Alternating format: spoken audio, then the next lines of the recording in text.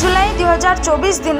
जिला आईन सेवा प्राधिकरण झारसुगुड़ा अनुकूल्य थी जिला जज तथा जिला आईन सेवा प्राधिकरण अध्यक्ष श्री दिगंबर पृष्टि निर्देश थी किशोर न्याय शिशु मानकर जत्न और सुरक्षा अधिनियम और बाध्यतामूलक शिक्षा अधिकार संपर्कित गोटे सचेतनता कार्यक्रम स्थानीय सरकारी उच्च विद्यालय ठाणे अनुष्ठित होइछे।